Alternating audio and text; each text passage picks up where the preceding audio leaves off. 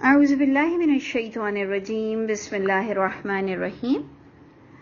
سورہ مومن آیت نمبر 34۔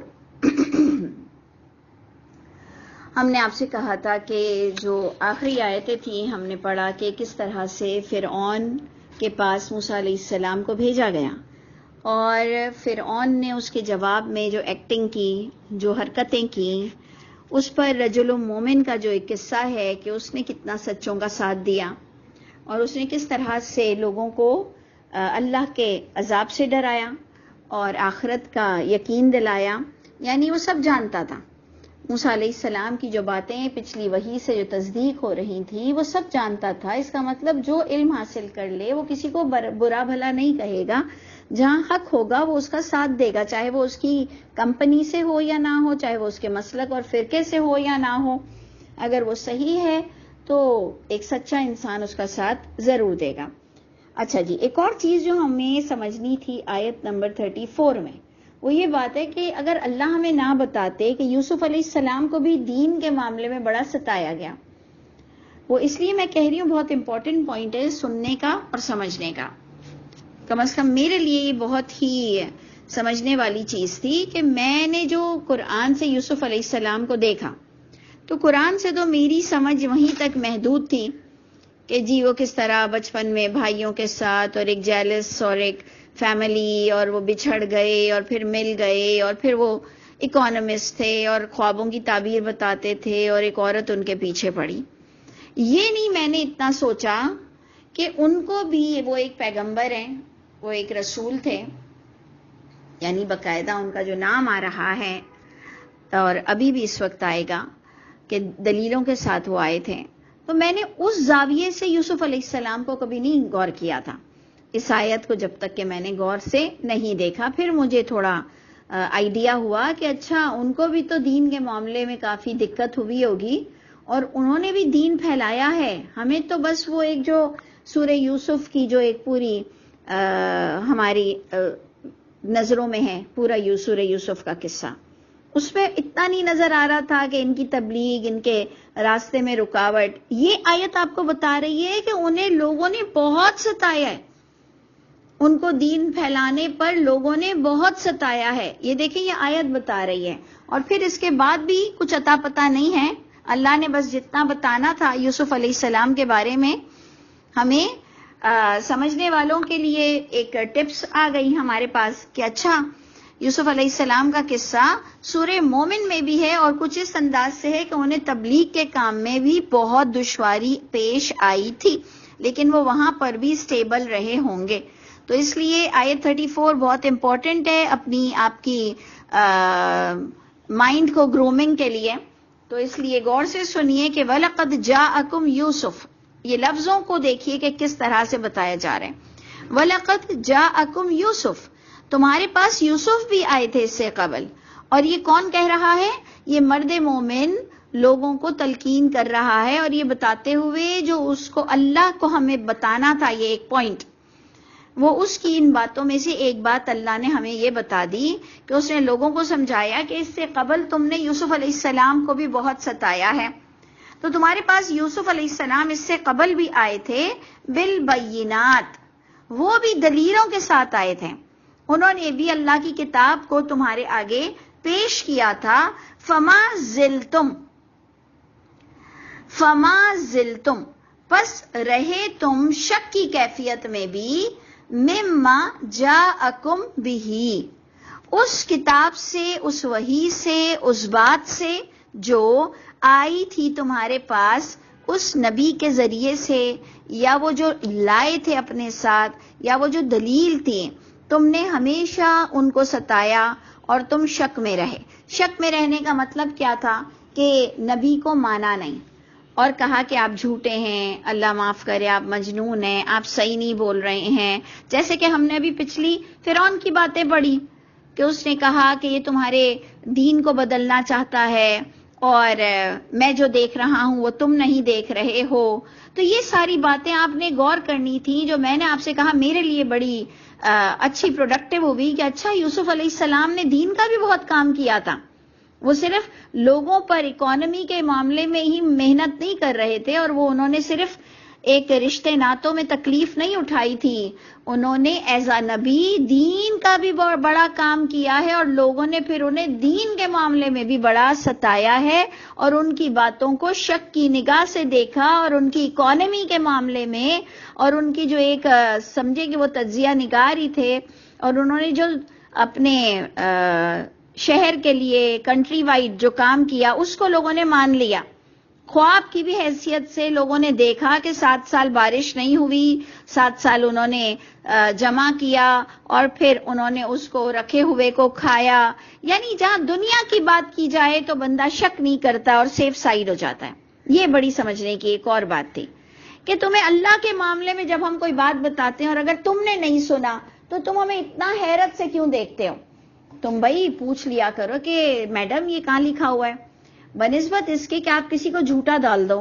تو دیکھیں جہاں یوسف علیہ السلام نے دنیا داری کی باتیں بادشاہ کو بتائیں تو قرآن بتا رہا ہے سب نے قبول کر لی، اور وہ سیف سائڈ تھا، پیسے بچانے کی بات تھی، اور اپنی معاش کو بچانے کی بات تھی، اور ملک کو قحط سے بچانے کی بات تھی، تو سب نے مان لیا، عوام نے بھی مان لیا، بادشاہ نے بھی مان لیا۔ لیکن جہاں دین کی بات آئی تو اللہ تعالیٰ ہمیں یوسف علیہ السلام کے ذریعے بتا رہے ہیں کہ یوسف علیہ السلام کو لوگوں نے بہت ستایا دین کے معاملے میں۔ تو ہمیں ایک اچھی پوائنٹ مل گیا کہ دیکھ لو دین ہر لحاظ سے تم نے اس کو کمزور رکھا ہوا ہے، اعتبار کے لحاظ سے، اور اس کا یہ کاز کیا بنتا ہے؟ کم علم ہونا، ہمارا ڈائریکٹ الہامی کتاب کو نہ پڑھنا، ڈائریکٹ الہامی کتاب کا علم ہر ایک کے پاس نہ ہونے کی وجہ سے ہم لوگوں کو شک کی نگاہوں سے دیکھتے ہیں، اور ایون انبیاء کرام کو بھی دیکھا گیا۔ تو دیکھیں اس میں بہت بڑا پوائنٹ ہے اگر سمجھیں تو، کہ یوسف علیہ السلام کی بات سورہ یوسف کے علاوہ آپ کو یہاں بھی مل رہی ہے کہ تمہارے پاس یوسف بھی آئے، اس سے پہلے دلیلوں کے ساتھ آئے، مگر رہے تم شک کی کیفیت میں اس کتاب، اس بات، اس تعلیم کے طرف سے کہ جو تمہارے پاس لائے یوسف علیہ السلام، حتی اذا ہلکا۔ یہ اللہ کی کتاب کا اسٹائل دیکھیں، یہاں تک کہ جب وہ ہلاک ہو گئے تو تم نے ان کو اتنا ستایا تھا، اتنا ستایا تھا کہ جب وہ ہلاک ہو گئے تو تم نے کہا، یعنی ایک تم سے جو بات ہو رہی ہے یہ مرد مومن لوگوں کو سمجھا رہا ہے، تم نہ ماننے والوں کو، یعنی میں آپ بھی اپنے لیے لیں گے کہ وہ ان لوگوں کو ایڈریس کر رہا ہے کہ تم لوگوں نے ہمیشہ دین کو فالو نہیں کیا، اپنے علماؤں کی اندھی تقلید کی، فرعون کی اندھی تقلید کی، تم لوگ خود علم حاصل کرو اور دیکھو اللہ کے عذاب سے کوئی نہیں بچا سکے گا اس دن۔ یہ باتیں مرد مومن بتا رہا تھا، تو اس پر وہ کہتا ہے کہ جب وہ ہلاک ہو گئے تو قل تم، ایک بامحاورہ انداز میں ایک بتایا جا رہا ہے کہ تمہاری ڈھٹائی کا یہ عالم تھا کہ تم نے کہا کہ لن یبعث اللہ من بعدہ رسولا۔ یہ بڑا انٹلیکچوئل پوائنٹ ہے اگر آپ سمجھیں تو، اس کا ترجمہ اٹھائیے کیا ہے کہ انہوں نے کہا، تم نے کہا ان کے بارے میں، اتنا ستایا تھا تم نے کہ تمہارا یہ کہنا، اس کہنے کی وجہ سے میں کہہ رہی ہوں ستایا تھا، نہیں تو مجھے کہاں سے پتا چلے گا کہ ستایا تھا؟ اور میں تو ہسٹری کو زیادہ بلیو ہی نہیں کرتی ہوں، اور ہسٹری میرے لیے کوئی بڑی چیز ہے ہی نہیں سمجھنے کے لیے قرآن۔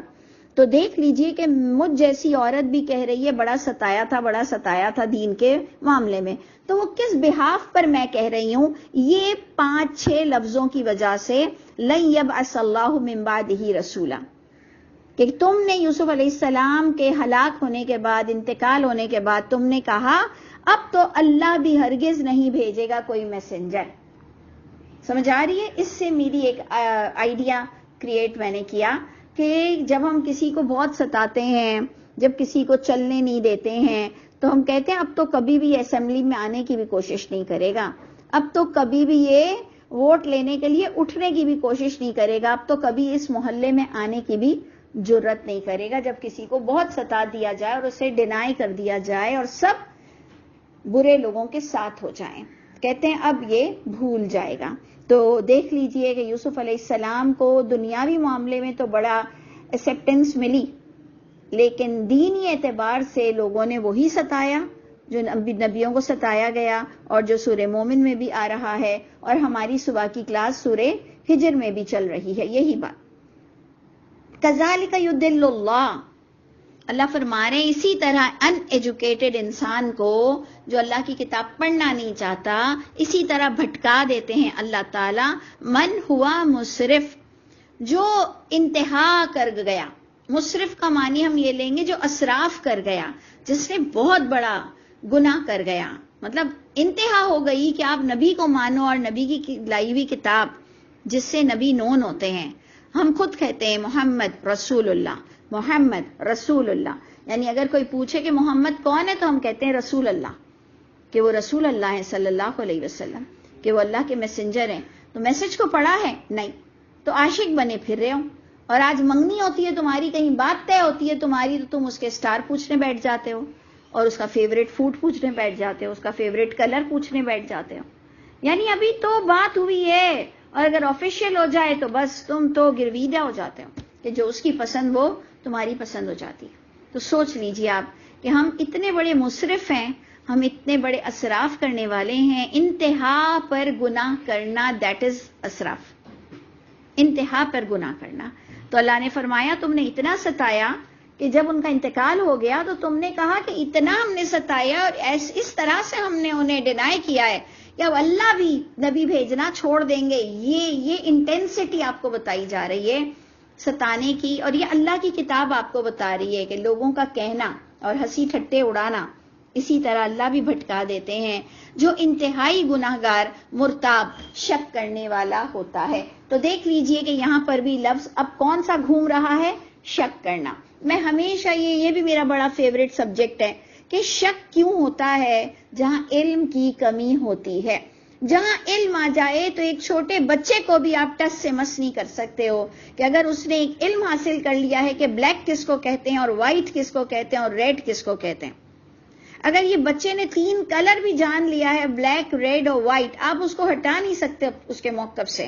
وہ آپ کو پاگل بول کر چھوڑ دے گا، وہ رو پڑے گا آپ کے چیخنے پر، لیکن وہ اپنے موقف کو نہیں بدلے گا کہ ریڈ اپنی جگہ ریڈ ہی ہوتا ہے، یہ انکل جھوٹ بول رہے ہیں، یہ انکل غلط بول رہے ہیں. وہ رو پڑے گا لیکن اس کو علم آ چکا ہے، پھر اس پہ شک نہیں کرنا. ہم بے وقوف ہیں جو اس کا درس سنتے ہیں تو شک میں آ جاتے ہیں، اس کا درس سنتے ہیں تو شک میں آ جاتے ہیں.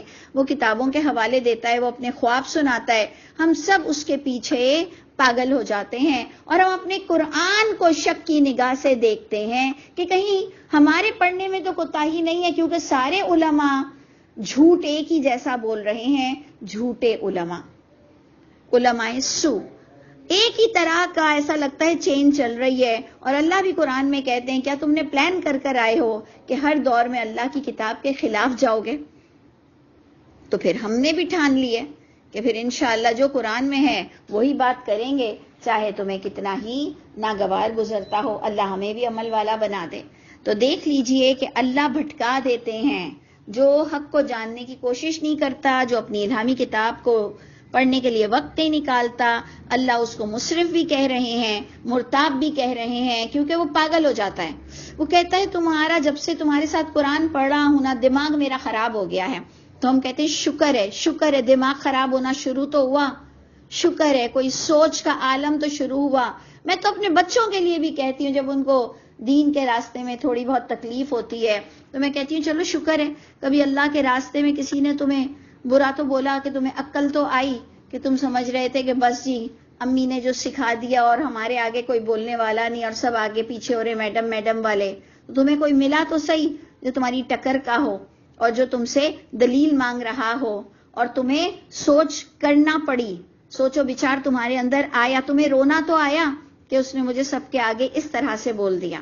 تو دیکھ لیجئے کہ آپ کی لائف میں جب تھوڑا ہلنے لگو نا دین کے معاملے میں، اول تو اللہ ہم بڑے کمزور ہیں اور ہر دشمن سے بچا لیجئے اور ہمارے شر سے بھی لوگوں کو بچائیے اور ہمیں لوگوں کے شر سے بچائے. تو دیکھ لیجئے کہ کتنی بڑی چیز یہاں پر آ رہی ہے کہ اللہ بھی بھٹکا دیتے ہیں جو ساری زندگی شک کی کیفیت میں رہتا ہے، علم حاصل کر ایک طرف نہیں ہو جاتا. اس کا مطلب آپ کو علم حاصل کر ایک طرف ہونا ہے، کیونکہ اسٹیبل انسان تو علم بانٹے گا. اب خود بھی کنفیوز تو وہ کیا علم بانٹے گا؟ تو پوری زندگی گزر جائے گی، میں ابھی علم حاصل کر رہا ہوں، میں ابھی علم حاصل کر رہا ہوں، میں ابھی اس اسٹیٹس پر نہیں ہوں کہ درس دے سکوں. بھائی کوئی بھی اسٹیٹس پر نہیں ہے کہ درس دے سکے، یہ وہ صرف اللہ کو اپنی تھوڑی سی ایفرٹس بتا رہا ہے. نہیں تو علم حاصل کرنا تو سب کی ذمہ داری اور سب ہی کرتے رہتے ہیں. آپ سٹارٹ تو کیجئے، بات کرنا تو سٹارٹ کیجئے کہ آپ کے پاس ایک کانفیڈنس لیول تو آئے. تو اس لیے دیکھیں اللہ بھٹکا دیں گے، جو حد کر دے گا کہ اللہ کی کتاب کو نہیں پڑھے گا اس کو میں تو اسراف کہہ رہی ہوں، مرتاب، اور جو شک کی کیفیت میں سدا رہے گا. اب آپ نے غور کرنا ہے آیت 35. یہ تو اتنی پیاری ہے آپ کی دنیا بدلنے کے لیے، آپ کی فیلنگ بدلنے کے لیے، آپ کی ایک پرسنالٹی ڈیولپ کرنے کے لیے. ایکچولی پرسنالٹی ڈیولپ کرے گی. آیت نمبر 35 غور کیجئے. الذین یجادلون فی آیات اللہ، وہ لوگ جو جدال کرتے ہیں کس میں؟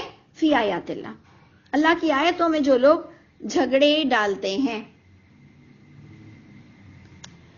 جو لوگ اللہ کی آیتوں میں جھگڑے ڈالتے ہیں، بغیر سلطان اتاہم، بغیر دلیل کے جو آئی تھی ان کے پاس. سمجھ آئی؟ میں نے آپ کو کہا نا کہ یہ آپ کی پرسنالٹی کو بہت ڈیولپ کرے گی کہ آپ کو کہاں غصہ آنا چاہیے اور آپ کو کہاں پر ایسے ہی چھوڑ دینا چاہیے لوگوں کو. تو اللہ فرما رہے ہیں وہ لوگ جو جدال کرتے ہیں اللہ کے راستے میں، اللہ کی آیتوں کے بارے میں، بغیر دلیل کے، اتاہم، جو ان کے پاس آئی. ٹھیک ہے. کبر مقتن عند اللہ، اللہ بھی بہت ناراض ہے، اللہ کے پاس بھی ایسے لوگوں کے لیے بڑی ناراضگی ہے.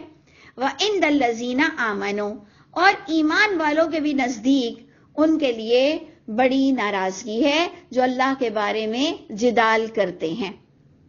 اب آپ کو کچھ نظر آیا جو میں نے آپ سے کہا؟ آپ کی پرسنالٹی کو آپ ذرا سا غور کریں کہ آپ کو کبھی غصہ آتا ہے؟ اللہ کہہ رہے ہیں کبر مقتن عند اللہ وعند الذین آمنوا.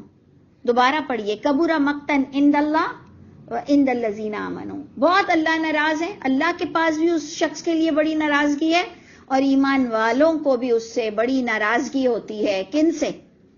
جو اللہ کی آیتوں کو ہوتے ہوئے جدال کرتے ہیں، چاہے پھر وہ آپ کا شوہر ہو، آپ کا بھائی ہو، چاہے پھر وہ آپ کا باپ ہو، آپ کا سسر ہو، چاہے پھر وہ آپ کی ماں ہو اور آپ کی ساس ہو، اور چاہے تو وہ آپ کے محلے کا عالم ہو، چاہے وہ آپ کی مسجد کا عالم ہو، چاہے وہ آپ کا سمدھی ہو، کوئی بھی ہو.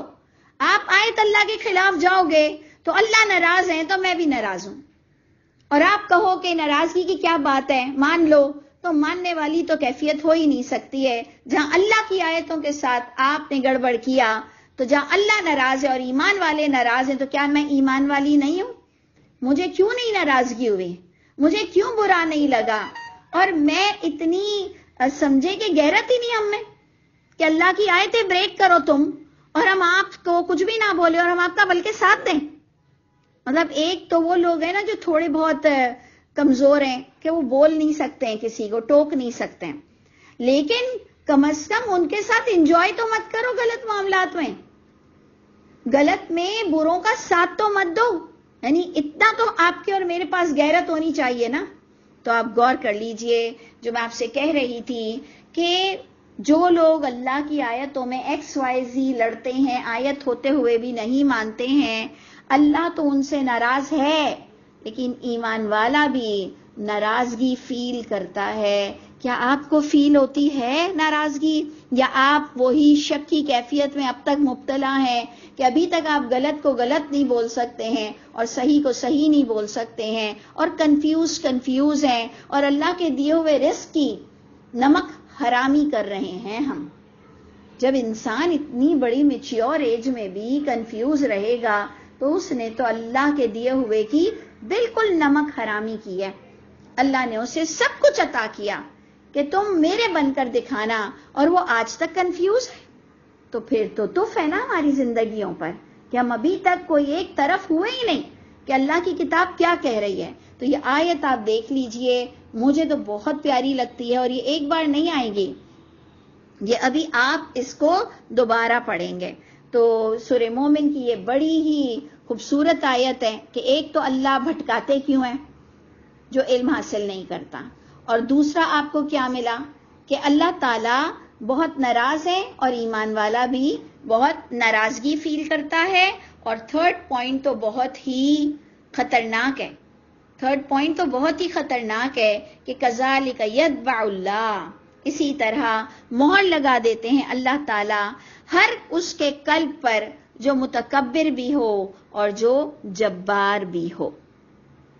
تو دیکھ لیجئے کہ اللہ تعالیٰ مہر لگا دیتے ہیں ہر اس قلب پر جو تکبر میں ہو کہ اس نے دین حاصل نہیں کرنا. اللہ تعالیٰ ہر اس قلب پر، آپ غور کیجئے کہ ہم نے سورہ مومن میں تکبر کا ٹاپک پڑھا اور اللہ نے اب تو انتہا کر دی بتانے کی کہ میں متکبر کے قلب پر مہر لگا دیتا ہوں اور جو انسان سرکش ہو. ایکچولی یہاں پر کچھ انٹرنیٹ کا پرابلم آیا ہے اور ہم اسی کے ہی ساتھ اینڈ کرتے ہیں. آج سیٹرڈے بھی ہے اور آگے پھر مرد مومن کی بھی بات اور کس طرح سے فرعون لوگوں کو پھر تلقین کرے گا، اور بڑی خوبصورت باتیں ہیں جو ہم سمجھتے ہیں کہ اللہ تعالیٰ کو بتانا ہمیں ضروری تھی کہ تمہیں کس طرح سے ڈٹ کر ظالم کا مقابلہ کرنا ہے. تو انشاءاللہ ہم ادھر اینڈ کرتے ہیں، پھر ادھر سے کنٹینیو کریں گے. کل سنڈے کی کلاس ہے، اب یہاں سے ہم منڈے کو سٹارٹ کریں گے انشاءاللہ تعالی. السلام علیکم ورحمۃ اللہ وبرکاتہ.